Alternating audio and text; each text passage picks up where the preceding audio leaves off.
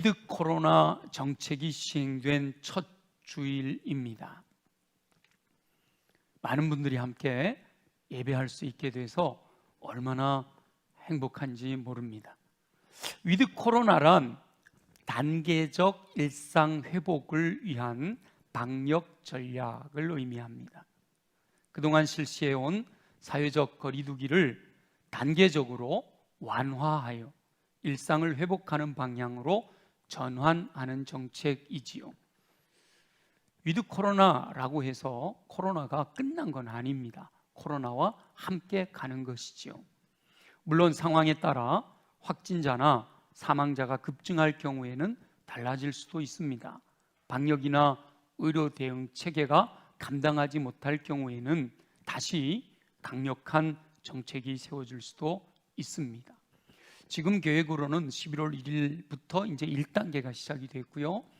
12월부터 2단계 좀 더 완화된, 그리고 내년 2월에는 아주 완화된 거의 일상으로 회복되어지는 계획을 가지고 진행해 가고 있습니다. 저와 여러분은 회복된 일상의 삶이 다시 무너지지 않도록 스스로도 안전을 잘 지켜야 할 뿐만 아니라 상황이 더욱 좋아지도록 함께 기도할 수 있기를 소망합니다. 이와 같은 때 하나님께서는 저와 여러분에게 어떤 말씀을 주실까 기도하는 가운데 오늘 본문의 말씀을 허락하셨습니다. 말씀을 묵상하며 하나님께서 말씀하시는 음성을 듣고 하나님의 뜻을 따라 거룩한 삶을 사는 저와 여러분이 되시기를 예수님의 이름으로 축원합니다. 거룩한 상상력을 동원하여 본문의 현장으로 한번 가보겠습니다. 성경을 읽을 때 내가 그 현장 속에 있다 라고 거룩한 상상력을 동원할 때 그 말씀이 살아 움직이게 됩니다. 오늘 본문 속에서는 여러분이 아마 베드로가 되어서 한번 본문 속으로 들어가 보면 좋겠습니다. 예수님께서 무리들을 가르치시면서 호숫가로 밀려 나오셨습니다. 예수께서 게네사렛 호숫가에 서서 따르는 백성들을 가르치셨습니다. 그런데 그 호숫가에는 배가 두 척이 있었습니다. 그 배는 밤새도록 고기를 잡던 어부들의 배였습니다. 어부들은 다음 날의 조업을 위하여 그물을 싣고 있었습니다. 예수님께서 한 배에 오르셨는데 그 배가 시몬 베드로의 배였습니다. 예수님께서 베드로에게 육지에서 조금 떼기를 청하셨습니다. 베드로는 예수님의 요청을 따라 배를 육지에서 조금 떨어지게 했습니다. 예수님께서 그 배에 앉으셔서 무리들을 가르치셨습니다. 말씀을 마치신 예수님께서 베드로에게 깊은 데로 가서 그물을 내려 고기를 잡으라 라고 말씀하셨습니다. 베드로는 밤이 새도록 수고했지만 잡은 것이 없습니다. 그렇게 말씀을 드리지요. 그렇지만 베드로는 예수님의 말씀에 의지하여 그물을 내리기로 결정합니다. 베드로가 깊은 데로 가서 그물을 내렸습니다. 그렇게 했더니 밤새 잡지 못했던 고기가 너무도 많이 잡혔습니다. 고기 잡은 것이 심이 많아서 그물이 찢어지려고 합니다. 베드로는 다른 배에 있는 동무들에게 도와달라고 요청합니다. 동무들이 와서 도와주어서 고기를 끌어올렸더니 두 배에 가득 찼습니다. 고기가 두 배에 채워졌는데 배가 물에 잠길 정도였습니다. 베드로가 그 모든 것을 보고 예수님의 무릎 아래 엎드렸습니다. 그리고 주여 나를 떠나소서 나는 죄인이로소이다 라고 고백합니다. 시몬 베드로가 그렇게 고백한 이유는 고기 잡힌 것으로 말미암아 놀랐기 때문입니다. 베드로만 놀란 것이 아니라 세베대의 아들로서 동업자인 야고보와 요한도 놀랐습니다. 일상적이지 않은 놀라운 어획고였음을 알 수 있습니다. 사람들은 일상적이지 않은 놀라운 경험을 하게 될 때 두려워하게 됩니다. 놀란 베드로도 아마 두려워 떨고 있었던 것이 분명합니다. 그러자 예수님께서는 베드로에게 무서워하지 마라, 라고 말씀하십니다. 그리고 이제 후로는 내가 사람을 취하리라 라고 말씀하십니다. 예수님의 말씀을 들은 베드로와 야고보와 요한, 그 동무들이 배들을 육지에 대고 모든 것을 버려두고 예수님을 따랐습니다. 이 본문을 통해 말씀하시는 하나님의 음성을 들을 수 있습니다. 먼저는 이 사건 속에서 궁극적으로 말씀하시려고 하시는 하나님의 뜻이 있습니다. 베드로의 고기 잡는 사건을 통해 하나님께서 궁극적으로 저와 여러분에게 말씀하시려는 뜻은 베드로와 그의 동무들이 최종적으로 했던 바로 그 행동을 요구하시는 것입니다. 우리 11절 말씀 한번 다시 읽어보겠습니다. 11절 말씀 다 같이 시작. 그들이 배들을 육지에 대고 모든 것을 버려두고 예수를 따르니라. 아멘. 하나님께서 이 사건 속에서 저와 여러분에게 원하시는 궁극적인 뜻은 그들이 배들을 육지에 대고 모든 것을 버려두고 예수를 따르리라 라고 하는 이 말씀 속에 담겨 있습니다. 하나님께서는 모든 이들이 예수님을 따르기를 원하십니다. 예수님 가신 그 길 따라가기를 원하는 거죠. 예수님 따라가며 주님이 말씀하신 말씀대로 살기를 원하시는 거예요. 예수님을 따르되 모든 것을 버려두고 따르라 라고 말씀하십니다. 물론 이 말씀은 받을 수 있는 믿음의 사람들이 따로 있죠. 혹 전적으로 헌신하기를 원하시는 하나님의 도전 앞에서 선택하지 못하고 기도하며 주님의 뜻을 찾는 분들이 있다면 오늘 말씀을 통하여 모든 것을 버려두고 모든 것을 내려놓고 예수님을 따르는 삶을 살고자 결단하시기를 소망합니다. 그러나 하나님께서 모든 성도들에게 지금 행하고 있는 모든 것, 직장도 내려놓고 모든 것을 내려놓고 선교사가 되라고 하거나 신학을 공부해서 목회자가 되라 이렇게 부르시지는 않습니다. 그럼에도 불구하고 이 말씀은 저와 여러분 모두가 적용해야 될 말씀입니다. 그럼 어떻게 이 말씀을 우리의 삶에 적용할 수 있을까요? 이 말씀은 육신의 생각을 하지 말고 영의 생각을 해라 라는 말씀입니다. 육신의 모든 생각들을 내려놓고 영의 생각으로 예수님을 따라 살기를 원하시는 거죠. 깊이 생각해보고 육신의 삶을 위해 염려하지 말고 먼저 하나님의 나라와 그의 의를 구하라 라는 말씀과도 같습니다. 하나님께서는 예수님께서 베드로를 부르시듯이 저와 여러분을 부르고 계신 줄로 믿습니다. 예수님께서는 베드로를 사람을 취하는 사명을 위하여 부르셨지만 하나님께서는 저와 여러분을 진정한 성도의 삶으로 부르고 계십니다. 저와 여러분은 어떤 상황에서도 하나님께서 부르신 뜻대로 세상적인 것으로 염려하지 말고 먼저 하나님의 나라와 그의 의를 구하는 진정한 성도의 삶을 통해 예수님을 따르는 삶을 사시기를 예수님의 이름으로 축원합니다. 그렇다면 어떻게 해야 모든 것을 내려놓고 예수님을 따를 수가 있을까요? 예수님을 따르는 삶 이전에 먼저 자신이 죄인임을 깨닫는 단계가 필요합니다. 어떤 사람들이 모든 것을 버려두고 예수님을 따르는 삶, 세상적인 것으로 염려하지 않고 먼저 하나님의 나라와 그의 의를 구하는 삶을 살 수 있는지 그건 굉장히 중요합니다. 베드로의 고백에서 그 원리를 찾을 수가 있는데요. 우리 한번 8절 말씀을 함께 읽어보겠습니다. 다 같이 시작. 시몬 베드로가 이를 보고 예수의 무릎 아래 엎드려 이르되 주여 나를 떠나소서 나는 죄인이로소이다 하니. 아멘. 베드로는 예수님께서 행하신 놀라운 일을 목격했습니다.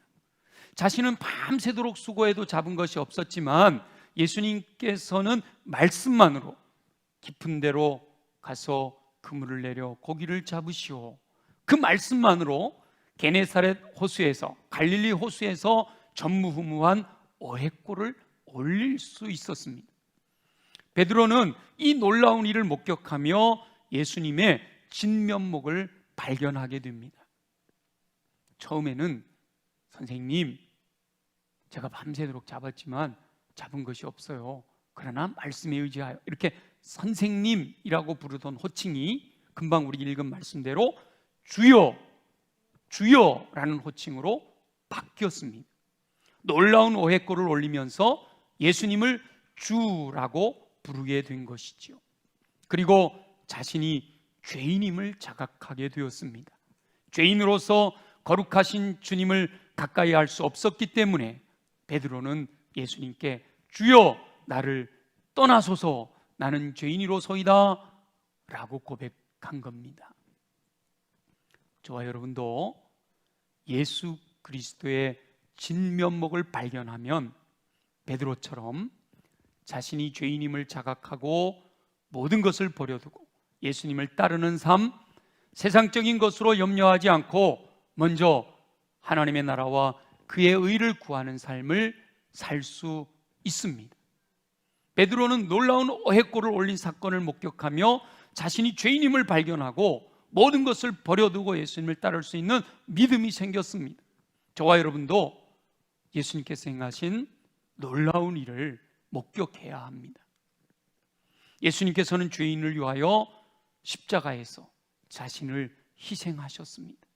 하나님이신 분이 인간의 몸을 입고 이 땅에 오셨습니다. 그리고 고난을 받으시고 십자가에서 보혈을 다 흘려주심으로 죽으셨습니다. 바로 저와 여러분의 죄로 말미암아 예수님께서 희생하신 것입니다.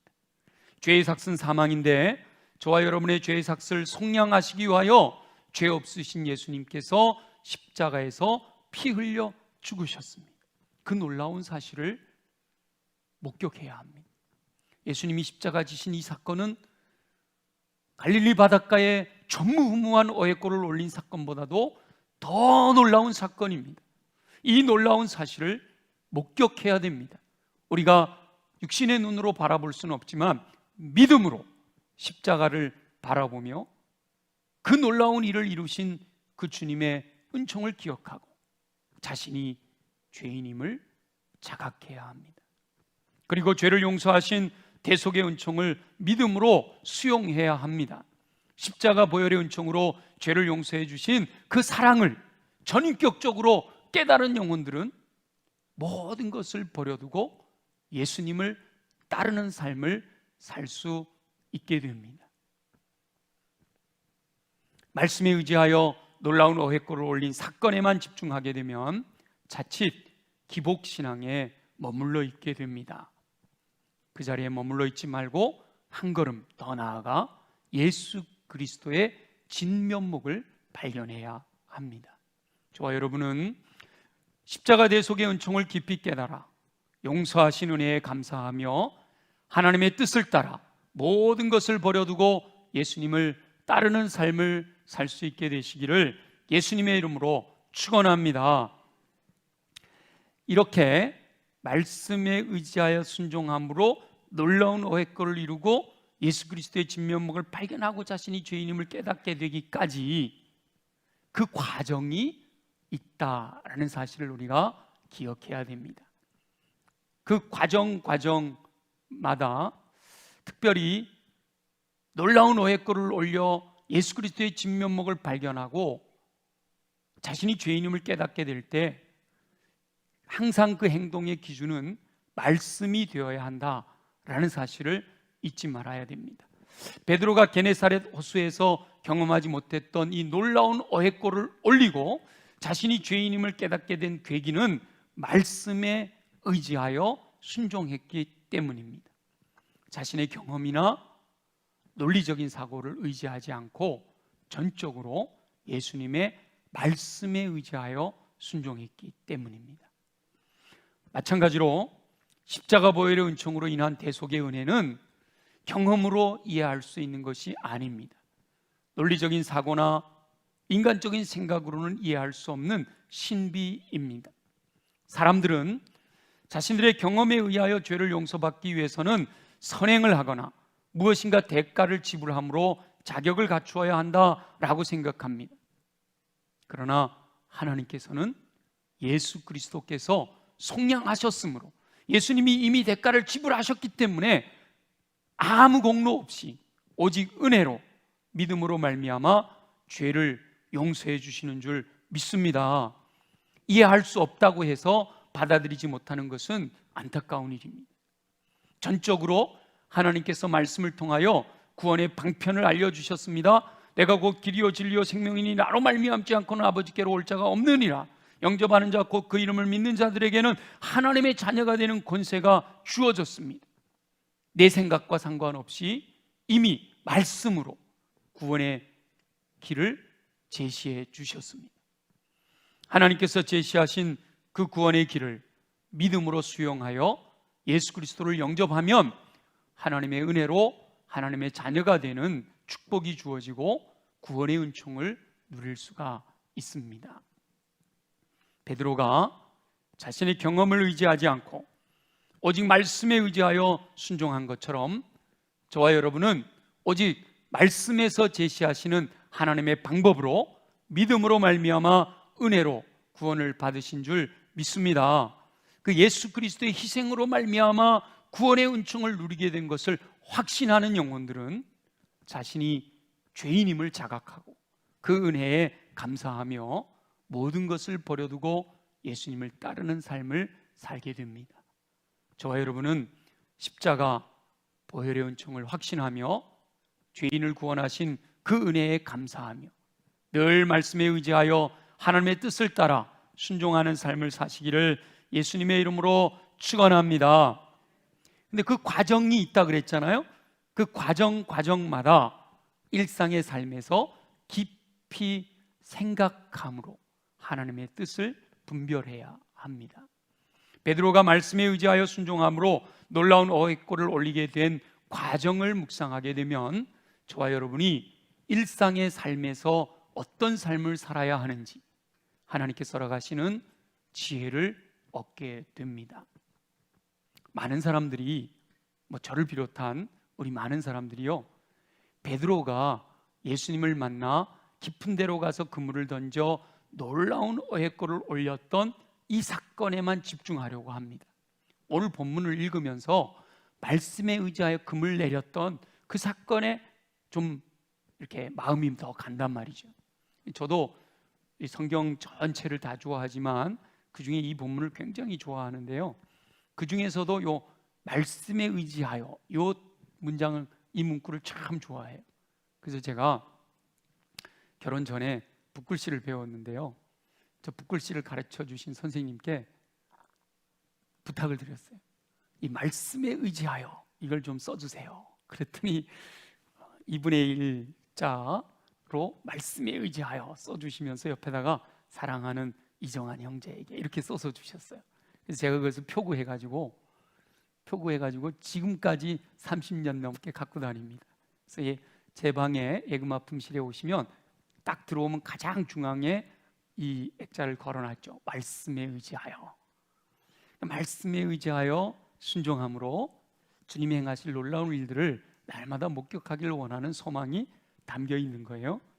그런 것처럼 우리 모든 성도들이 다 이 말씀을 묵상할 때 예수님 날 찾아오셔서 말씀만 하시면, 깊은 데로 가서 그물을 내려라 라고 말씀만 하시면 나도 순종해서 이 놀라운 역사를 경험할 텐데 왜 예수님은 나에게는 안 찾아오시냐고, 왜 나에게는 그와 같은 놀라운 사건이 일어나지 않느냐고 불만을 터뜨리기도 합니다.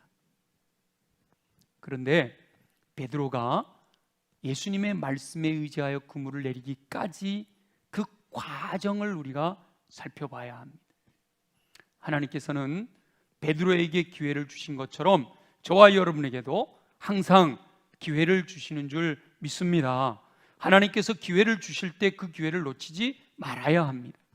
그런데 하나님께서 기회를 주셨음에도 그것을 깨닫지 못하고 스스로 그 기회를 차버렸음에도 불구하고 오히려 하나님께서 왜 내게는 기회를 주시지 않느냐라고 불평한단 말이죠. 여러분이 베드로라고 생각해 보시고요. 베드로도 이 본문 속에서 보면 여러 번 하나님이 주시는 기회를 차버릴 수 있는 상황이 있었습니다. 첫 번째는 생각해 보세요. 밤새도록 고기를 잡았습니다. 밤새도록 고기를 잡았다. 갈릴리 호수를 초저녁에 배 끌고 나가서 밤이 새도록 고기를 잡았다는 거예요. 여러분 바다에서 낚시해 보셨나요? 배 타고 나가서 낚시해 보면 여러분이 배가 없으니까 아마 배를 빌려서 타고 나갔겠죠. 그러면 선장님이 자, 여기가 포인트입니다. 여기서 낚시하세요. 그러잖아요. 그러면 낚싯대를 던져서 잡고 그러는데 안 잡혀요. 모든 사람이 다 안 잡혀요. 그러면 뿍뿍 그러죠. 그 얘기는 뭐예요? 낚싯대 거두라는 얘기예요. 그리고 부릉부릉부릉 또 다른 데로 갑니다. 그리고는 또 배를 세우고 여기서 또 거기 낚시하세요. 근데 낚시는 또 안 잡혀요. 동해안이나 서해안이나 똑같은 것 같아요. 동해안에서 가자미를 잡아봐도 그렇고 서해안에서 쭈꾸미를 잡아봤는데도 똑같아요. 그러고 다니는 거예요. 근데 잘 잡히면요 하나도 안 피곤합니다. 가자미도 막 늘 때마다 노란 참가자미 막 올라오고 그러면 신나요? 멀미도 안 해요. 쭈꾸미 넣자마자 막 툭툭툭 해갖고 건져 올리고 그러면 하나도 안 피곤합니다. 시간 가는 줄 몰라요. 근데 안 잡히면요 되게 피곤해요. 피곤할 뿐만 아니라 멀미도 나요. 그렇게 밤새도록 고기를 잡았는데 한 마리도 잡지 못했습니다. 여러분이 베드로라고 생각해 보세요. 그때 마음이 어떨 것 같아요?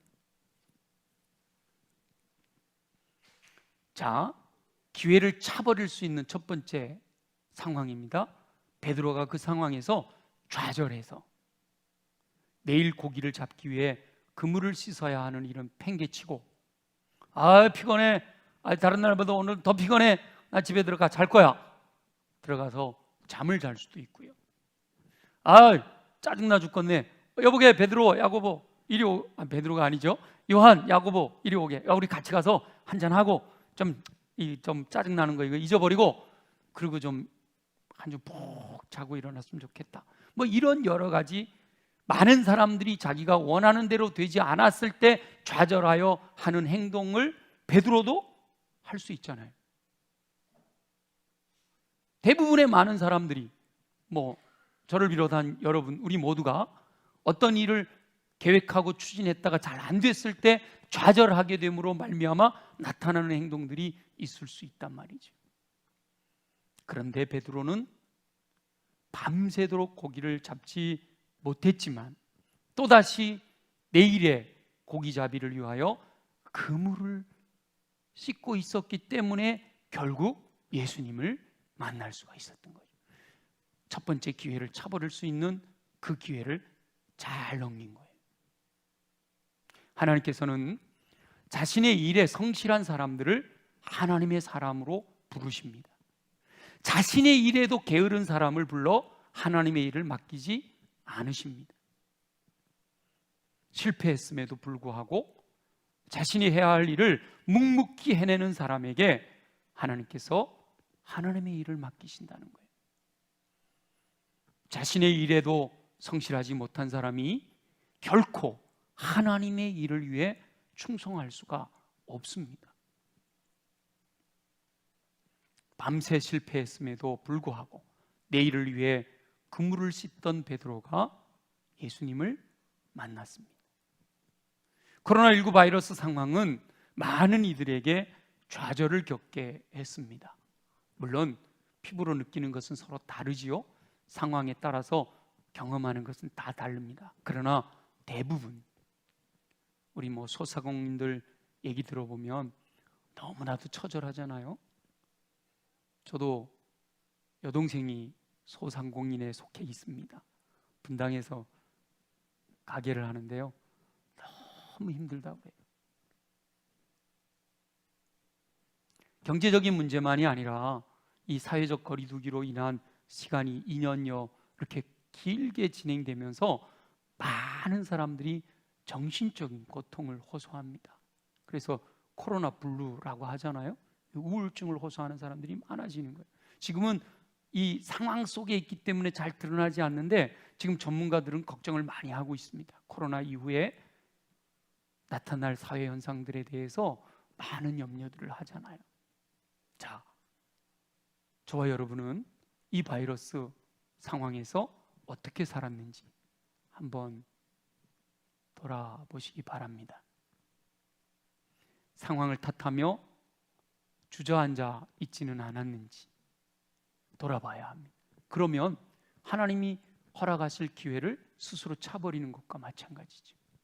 혹시나 지금까지는 좌절하여 낙심하고 포기하고 있었을지라도 이제라도 늦지 않았으니 다시 미래를 꿈꾸며 일어나 자신이 해야 할 일을 감당할 수 있는 저와 여러분 되시기를 소망합니다. 자신의 일을 위해 성실하게 사는 사람들에게 하나님께서는 기회를 주신다는 거예요. 예수님께서 그물을 씻고 있는 베드로를 만나 주셨단 말이에요. 그 다음에 세 번째, 첫 번째는 좌절하여, 두 번째군요. 두 번째, 예수님께서 베드로에게, 그물 씻고 있는 베드로에게 배를 좀 육지에서 띄워주기를 요청했어요. 자, 또다시 여러분이 베드로예요. 밤새도록 고기를 잡았는데 못 잡았어요. 피곤해요. 그래도 내일을 위해서 그물을 씻고 있습니다. 그 심정이 어때요? 빨리 끝내고 들어가 쉬어야지. 잘 쉬어야 또 내일 일할 수 있을, 오늘 밤부터 또 일할 수 있을 텐데. 그런데 무리들을 가르치는 예수님께서 오셔서 배를 좀 띄워달라는 겁니다. 자, 그때 여러분 어떻게 반응하시겠어요? 베드로의 입장에서 보면 그것도 참 순종하기 쉽지 않은 요청입니다. 왜 나한테 요구하세요? 저 옆에 배도 있는데 왜 내 배를 띄워달라고 그러시는 거예요? 그럴 수 있잖아요. 짜증내고 불평하며 거부할 수 있습니다. 그런데도 베드로는 그 요청에 응답했습니다. 그물을 씻는 일이 늦어질 것은 뻔한 일이고, 그러면 자신이 쉬어야 될, 또 혹시 일을 해야 될 그 시간들을 빼앗길 수도 있는데도 불구하고, 그럼에도 베드로는 배를 띄웠습니다. 두 번째 기회를 붙든 것이죠. 자, 그리고 세 번째, 배를 띄웠습니다. 예수님이 배에서 육지에 있는 사람들에게 말씀을 전합니다. 베드로는 그 자기 배를 띄웠으니까 배에 같이 앉아 있는 거예요. 베드로는 배에서 말씀을 전하시는 예수님의 말씀을 귀 기울여 들었습니다. 여러분, 배는 띄웠지만 말씀은 귀 기울여 듣지 않을 수도 있습니다. 위드 코로나 되었다, 그러니까 모두 다 같이 와서 예배합시다. 여러분 다 같이 예배 자리에 와서 예배 드리고 있는데, 예배 드리는 자리에 와 있어도 말씀에 귀를 기울이지 않을 수도 있다는 거예요. 예수님이 육지에 있는 사람들에게 말씀을 전하시지만 그 말씀에 귀 기울이지 않을 수 있어요. 예수님, 좀 빨리 끝내주셨으면 좋겠어요. 나 들어가 쉬어야 돼요. 예수님, 지난번에 다 들은 말씀인데 뭐 또 그 말씀을 저렇게 전하실까? 베드로는 마음이 짜증으로 가득 차 있을 수도 있어요. 그러면 말씀이 안 들리시오. 그런데 나중에 선생님, 제가 말씀에 의지하여 순종하겠습니다 한 것을 보면 배를 띄워놓고 베드로는 예수님께서 말씀하시는 내용을 귀담아 들었던 것이 분명합니다. 믿음은 들음에서 나잖아요. 아마 들어서 이분 말씀은 들어봐야겠네. 경험에 의하면 지금 그 시간에 깊은 데로 가서 금을 던져서는 고기를 잡을 수가 없는 때거든요. 그러나 말씀에 의지하여 믿음이 생겨난 거죠. 들었기 때문에. 예수님께서는 저와 여러분의 일상의 삶에서 말씀하십니다. 반복하여 말씀하십니다. 저와 여러분이 귀담아 듣기 원하면 공중의 새를 보면서도, 들의 꽃을 보면서도 하나님의 음성을 들을 수가 있습니다. 깊이 생각해 보면 하나님의 뜻을 분별할 수 있는 은혜가 주어집니다. 하나님께서는 저와 여러분에게 반복해서 말씀하십니다. 다만 저와 여러분이 귀를 닫고 눈을 감고 마음의 빗장을 닫아 걸고 듣지 않고 보지 않고 받아들이지 않기 때문에 알지 못하는 것입니다. 하나님께서는 일상의 삶에서 반복적으로 말씀하십니다. 하나님께서 말씀하실 때 기회를 놓치지 말고 붙들어야 할 줄로 믿습니다. 작은 것에 충성할 때 큰 것도 맡겨주신다 라고 말씀하십니다. 물론 마지막 순간 말씀을 귀담아 들었어도 결정적인 순간에 말씀에 의지하여 순종하지 않았더라면 모든 것이 물거품이 될 수도 있었습니다. 베드로의 경험에 의하면 깊은 데로 가서 금을 던질 때가 아니에요. 예수님 깊은 데로 가서 그물을 던지라고 하시는 분은 직업이 목수예요. 베드로는 어부로 잔뼈가 굵은 베테랑입니다. 내 경험에 의하면 아니에요. 해봐야 소용없어요. 그래봐야 허탕이에요. 안 할 수도 있다는 거죠. 그러나 예수님의 말씀에 의지하여 순종하기로 선택했기 때문에 놀라운 어획을 얻었고 예수님의 진면목을 발견했고 자신이 죄인임을 깨달았고 예수님의 부르심을 따라 모든 것을 버려두고 따를 수가 있었던 것이죠.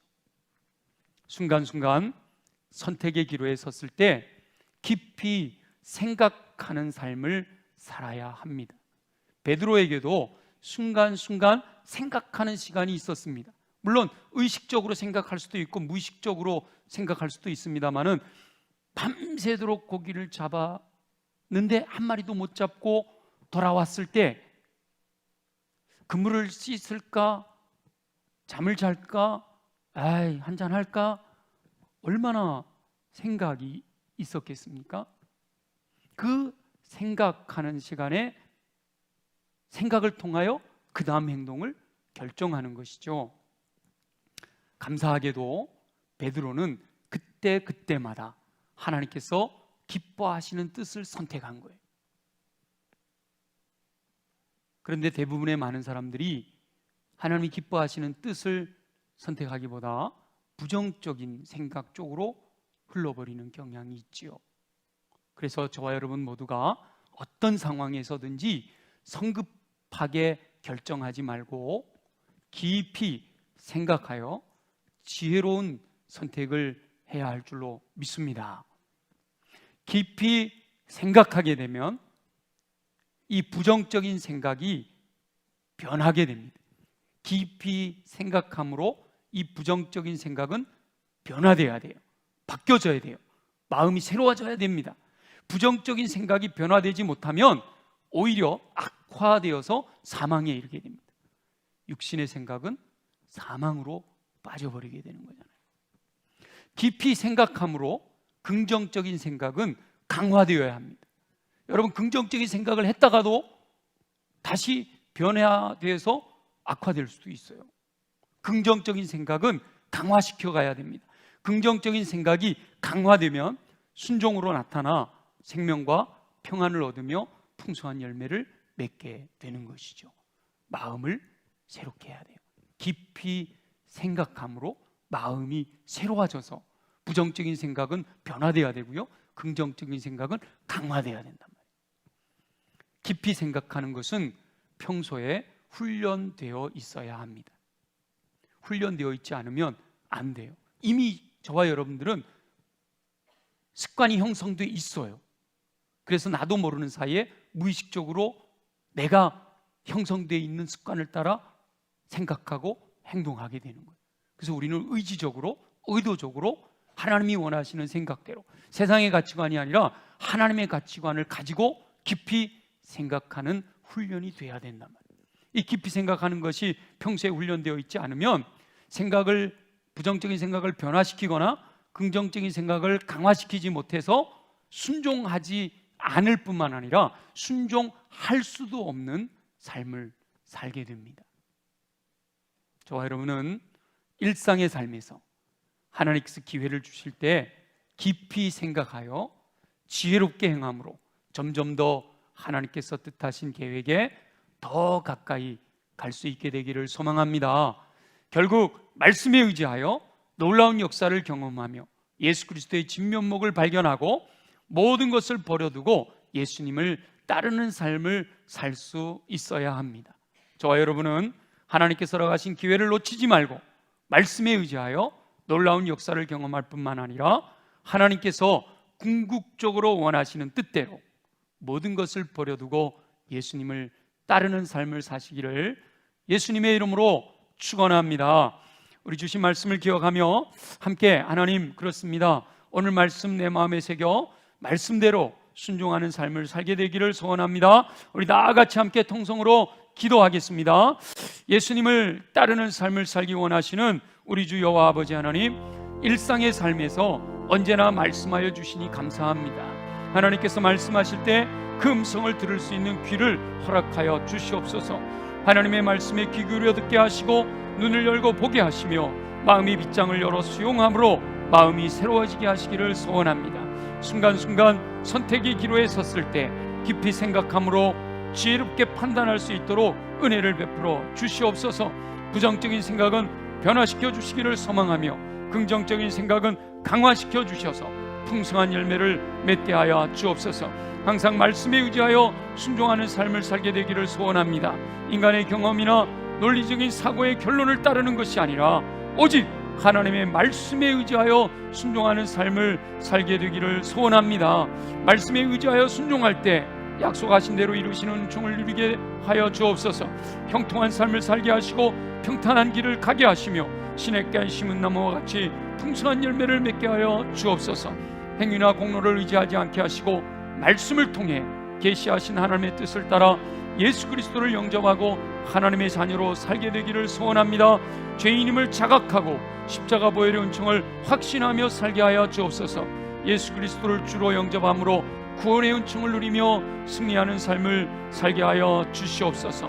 온전한 믿음으로 진정한 성도의 삶을 살 수 있게 되기를 소원합니다. 모든 것을 버려두고 예수 그리스도를 따르는 삶을 살게 하여 주옵소서. 육신의 생각을 내려놓고 영의 생각을 통해 생명과 평안을 얻게 하여 주옵소서. 먼저 하나님의 나라와 그의 의를 구하는 삶을 통해 모든 것을 더하여 주시는 삶을 살아가며 주께 영광 돌려드리는 우리 모두가 되게 하여 주시옵소서. 허락하실 줄 믿습니다. 감사합니다. 주님 영광을 받으시옵소서. 살아계시 역사하시는 우리 주 여호와 아버지 하나님, 베드로의 사건을 통하여 오늘 우리에게 말씀하시는 주님의 음성을 듣습니다.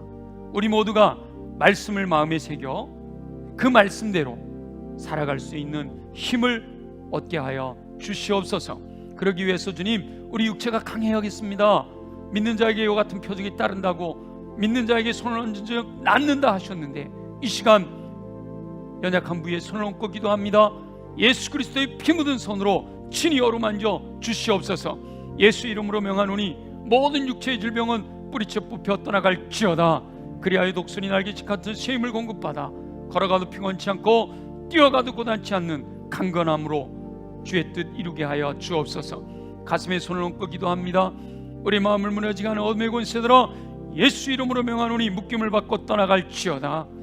우리 안에 있는 더러운 것은 예수 보혈의 능력으로 명하노니 정결하게 될지어다. 깨끗하게 될지어다. 새롭게 될지어다. 우리의 마음이 새롭게 되어 옥토로 준비되므로 임하시는 말씀 아멘으로 받아 믿음으로 순종하여 30배 60배 100배의 풍성한 열매 거두어 주께 영광 돌리게 하여 주옵소서. 무엇보다 내 힘으로 할 수 없습니다. 내게 능력 주시는 자 안에서만 내가 모든 것을 할 수 있사오니 성령으로 우리에게 충만하게 하시어 권능을 덧입혀 주옵소서. 왕이신 성령의 이끄심을 따라 믿음으로 순종할 때 허락하시는 열매와 은사를 통해 하나님께 영광과 찬양과 존귀 올려드리며 승리하는 삶을 살아가는 우리 모두가 되게 하여 주옵소서. 허락하실 주님을 찬양합니다. 영광을 받아 주옵소서. 예수님의 이름으로 축복하며 기도드립니다.